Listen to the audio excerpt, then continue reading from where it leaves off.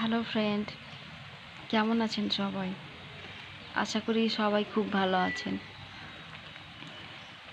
আজকে আমি আমাদের বাড়ির পিছন দিকে ক্যামেরা করে ভিডিও বানিয়ে সরাসরি দেখাচ্ছি।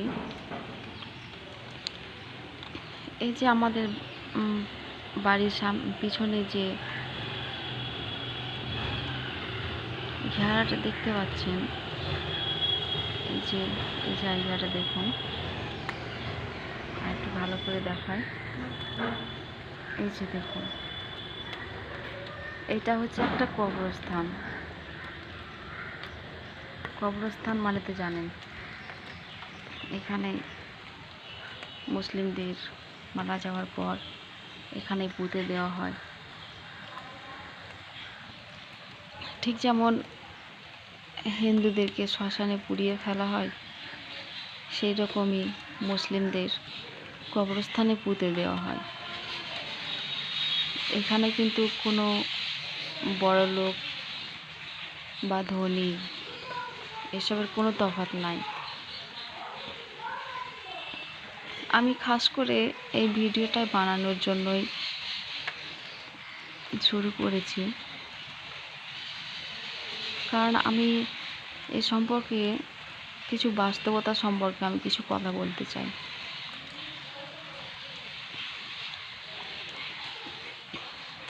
এই কবরস্থানে এমন এমন মানুষ আছে যারা এক সময় যখন জীবিত ছিল তখন তারা গরিব ধনীর তফাৎ করত, রূপের তফাৎ করত। তারা অনেক কিছুতে জোর দেখাতো, হয়তো জোর করে কত কি দখল করে নিয়েছে। অনেক ধরনের খারাপ ভালো সব ধরনেরই মানুষ মারা গেছে, তাদের এখানেই পুঁতে দেওয়া হয়েছে। আমি এই ভিডিওটা বানিয়েছি একটা উদ্দেশ্যে, যে কিছু কিছু মানুষ আছে যারা নিজেকে খুব বড় মনে করে, নিজেকে খুব অহংকার করে নিজেকে নিয়ে, যারা কোনো সম্পর্ক বোঝে না, যারা বোঝে শুধু টাকা পয়সা, যারা বোঝে ধনী গরিবের মধ্যে তফাৎ,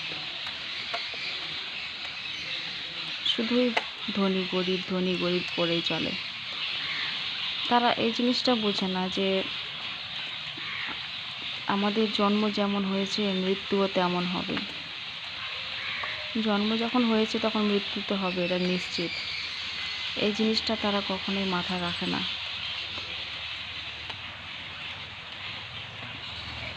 আর তাই যারা সবাই সকলেই মারা গেছে, সবাই দেখেন একই জায়গায় আছে। সে বড়লোক হলেও কবরস্থান, আর ধনী হলেও সেই কবরস্থানে। কেউ কিন্তু রাজমহল বা রাজপ্রাসাদে নেই, বা কারোর জন্য এক্সট্রা করে মার্বেল বসিয়ে ঘর বানিয়ে রাখা হয়নি। সেম জায়গা সবার। হিন্দুদের জন্য শ্মশান আর মুসলিমদের কবরস্থান। হিন্দুরাও যেমন যতই ধনী ঘরের মারা যাক না কেন তাদের পুড়িয়ে ফেলা হয়, ঠিক সেই রকম মুসলিমদেরও। আমি সবার কাছে একটাই রিকোয়েস্ট, যারা ধনী গরিবের তফাৎ করে, তারা যদি নিজের ভবিষ্যৎটা একবার ভাবে, যে আমরা যখন ভবিষ্যতে যখন মারা যাব, তখন যাব তো সেই মাটির ঘরেই যেতে হবে। আমাদের জন্য কোনো রাজপ্রাসাদ রাখা হবে না। এই জিনিসটা যদি ভাবে, তাহলে মানুষ সারা জীবন সবাইকে ভালোবেসে, সবার সাথে ভালোবেসে আচরণ করে বেঁচে থাকবে। কখনো গরিব ধনীর তফাৎ করবে না, কখনো কাউকে অবহেলা করবে না, রূপের অবহেলা করবে না, টাকা পয়সার অবহেলা করবে না। সবাই মিলে ভালোবেসে থাকবে।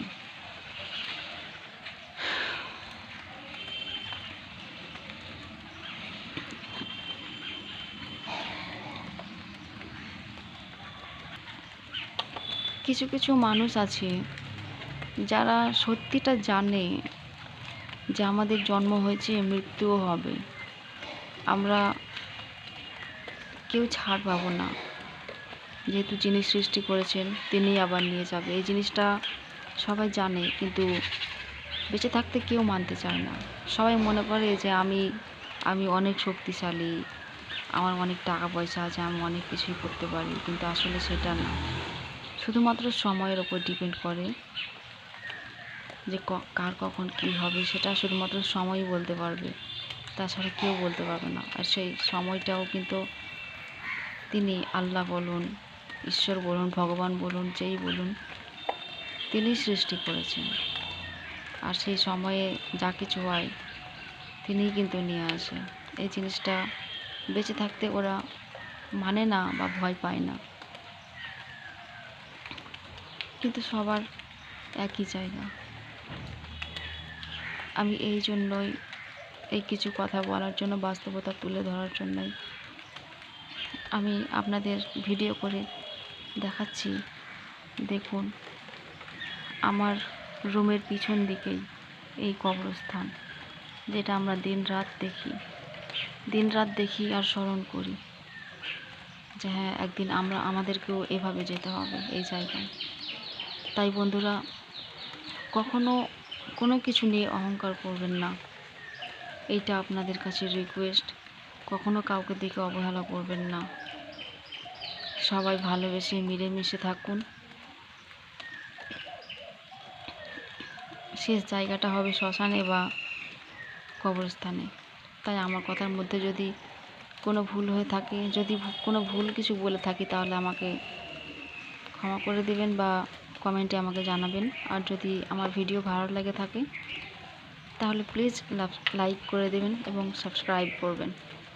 আর যদি একটু ভালো লেগে থাকে তাহলে কমেন্ট করে জানাবেন। আর খারাপ লাগলেও আমাকে কমেন্ট করে জানাবেন, যেহেতু ভালো লাগা খারাপ লাগা দুটোই তো আছে।